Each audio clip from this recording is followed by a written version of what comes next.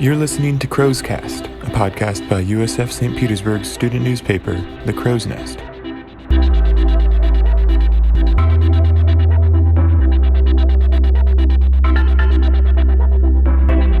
This week, we'll be discussing politics. Hey everyone, welcome to this week's episode of Crow's Cast. I'm Trevor Martindale, Crow's Nest's managing editor, and I'm here with my co-host, Catherine. That's me, Catherine. I'm the Crow's Nest news editor. This week is our political episode, and we have a very special guest with us today, Dr. Joe Jorgensen, the Libertarian candidate for the presidential election. Joe, it's wonderful to have you with us. Oh, so glad to be here. Thanks. So yeah, we're excited to get into this interview. We have a few questions for you, so let's go ahead and get started. So our first question is, in what ways do you think that the libertarian ideology appeals to college-age voters?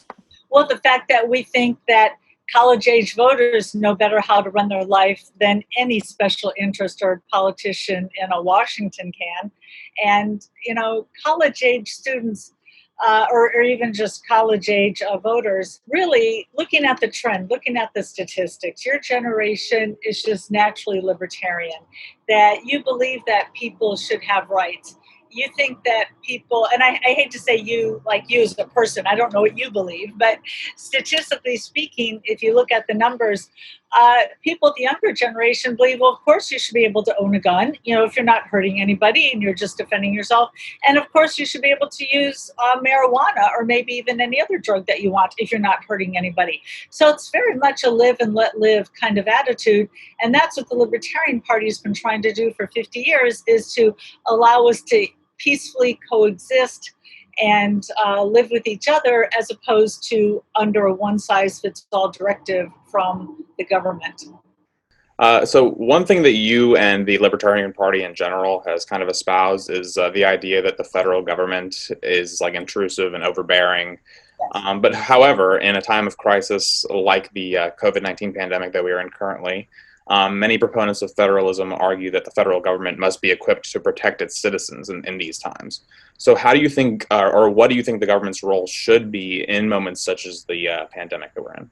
Well, for the people who think we need government to protect us, I would just suggest they go back and watch tapes of Trump and Dr. Fauci and look at the numbers, because what they will see is that Trump did not get rid of the FDA obstacles that allowed us to be tested. In fact, we diagnosed our first coronavirus case at about the same time South Korea did.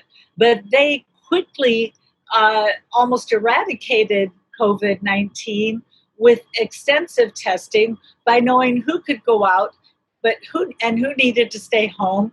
And so they did so without any lockdown. They didn't didn't have to shut down the economy. Us, on the other hand, we had President Trump up there with Dr. Fauci saying, if you don't have symptoms, you don't need to get tested. Instead, they lock all of us up. We lose tens of millions of jobs. We don't know who has the virus, who doesn't. And by the way, they knew at the time, at least conventional wisdom from the doctors at the time, was that over half the people with the virus showed no symptoms. So that's when you need to get tested, is when you have symptoms. So to anybody who says we need the government to protect us, I would say the government did the opposite of that. There were literally dozens of testing kits that were available that we could have used. The FDA and the CDA blocked them. In the beginning, we could only use 2 of them. Now, they have approved more of them, but there are still testing kits out there that we're not allowed to use. The only way we know who's safe to go out there is to be tested, and it's the federal government who stopped that.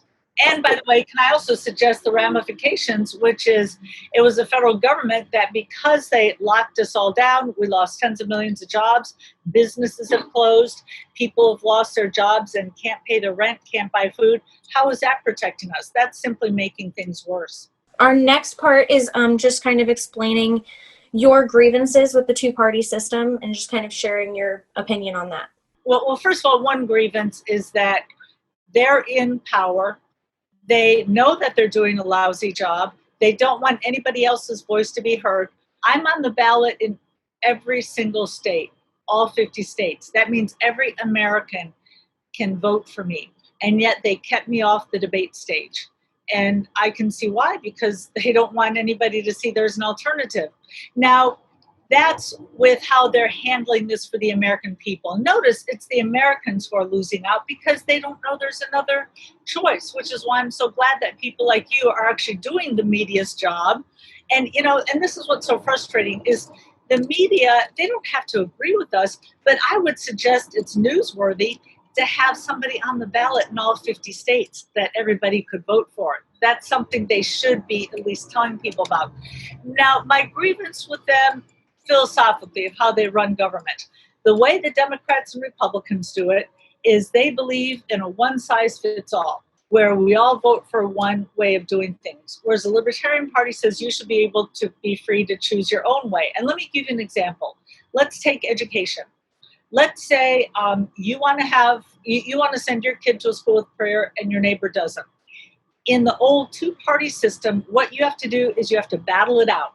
You each support your own candidate, you send in donations, you put up yard signs, get all your friends to vote for whoever you want. And then on election day, one of you is going to win and one of you is going to lose. And then that's the system you live under. What the Libertarian Party believes is that you should keep your resources so that if you decide you want to send your kid to a school with prayer, you can do that. And if your neighbor doesn't want to send, wants to send his kid to a school without prayer, then your neighbor could do it. And so basically that's a system of voting with your feet and voting with your dollars.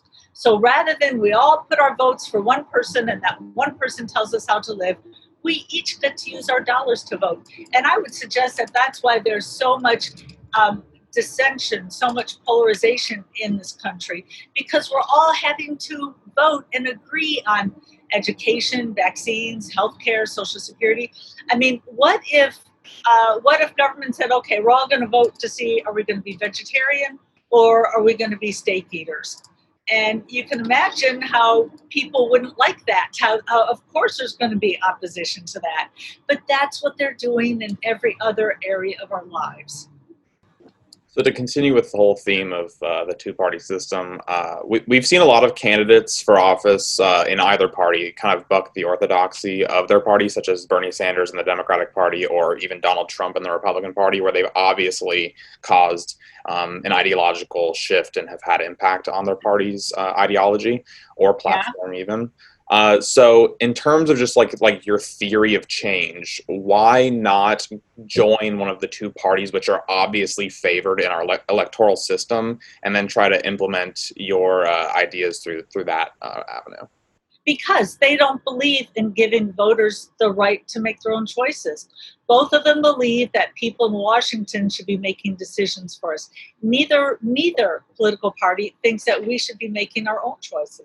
This is kind of in the same theme. Why do you believe people should not vote for either Biden or Trump? Well, I mean, they should vote for them if that's what they want. And to a Republican voter, I would say that I understand why you voted for Trump in 2016. He came in as an outsider. He said, I'm a businessman. I know how to balance a budget, cut spending. I'm going to do all of that. And by the way, I'm going to bring the troops home while I'm at it. And yet he did none of that. In fact, he increased the deficit at a faster rate than Obama did. We've got a bigger debt than under Obama. So what I would say to a Republican is, hey, if you want a deficit and spending bigger than Obama, go ahead and vote for Trump. But if that's not what you want, if you want a real outsider, then vote for me.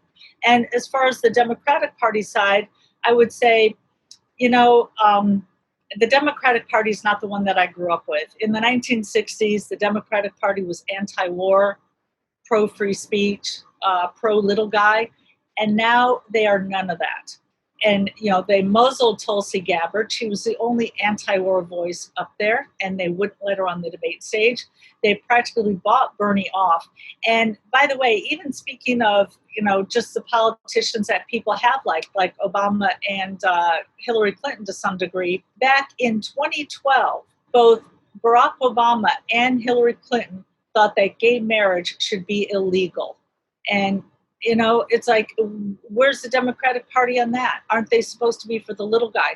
The Libertarian Party has been saying since its first election that it ran in 1972, that everybody should have the right to get married, gays included. So if you like the Democratic Party of today, if Joe Biden was your first pick, and you don't think that the Democratic Party shoved him down your throat and chose him for you, then vote for Joe Biden if he is really the person you want.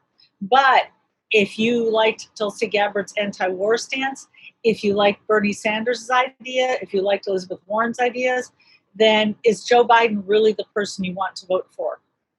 Okay, so that's pretty much it with all of our main questions, but now we're just going to be entering a quick lightning round. I'm just going to be saying a policy or a position, and then I just want you to give me a brief thought on it, or how you'd approach the issue. Yeah, I'm sorry to interrupt. You do realize I'm a college lecturer, right? You're asking me to be brief, but yes, I will try very hard. Of course. So first, ranked choice voting. Oh, absolutely in favor of it. It should be in every state for every election, in my opinion. Okay. Public funding of elections. Public funding of elections, yes, but not public funding of, matching funds, of primaries, and anything like that. Mm-hmm. So, for instance, the Libertarian Party, where the law allows us to, we choose our candidate through a convention, and we don't use public funds to determine our candidate. So I would say, if the Republican Party wants to hold a primary in which they decide who their candidate is, let them pay for it. Let the Democratic Party pay for their own, just like we pay for ours. Now, the general election, yes, that's fine to have the government pay for that, because that is the government's job of determining who the winner is. However, again, no matching funds. Okay. And then also another one, abolishing the Electoral College. I'm in favor of the Electoral College. When I first joined the Libertarian Party, one of the sayings that people would say was, the definition of democracy is two wolves and a sheep voting on what's for breakfast. And I think that that's what we can get into with a simple democracy. I like our represented democracy, our republic, much better, because again, I don't want 5 cities determining who's president. I want the entire country to have a voice. Okay. Student debt cancellation. No, for 2 reasons. First of all, it's not fair to those who worked through, and I'm not sure if you saw Elizabeth Warren's, that tape of the father going up to Elizabeth Warren saying, look, I took a second job to put my kid through college, and meanwhile, my neighbor took out student loans, they bought a new car, they went on vacation. Are you going to give me money back because I worked so hard to fund it myself? And she said no, and that's not fair. But also, the average college graduate makes more money than the non-college graduate. And the latest statistics I've seen is it totals about $1 million over a lifetime. So my question is, why should truck drivers and cashiers and electricians be paying for the college educations of doctors, lawyers, and accountants? They're the ones making the extra money, they can pay for it. Okay, and last one, universal basic income. Against it. All right, well, I think that's all we have. Well, again, I mentioned one quick thing here that I didn't mention it. 75% of our volunteers are from outside the party. So a lot of people are unhappy with the 2 old party system. And anybody who's interested can go to joe20.com. Thank you so much for your time. We really appreciate it. It was awesome to talk to you. Thanks.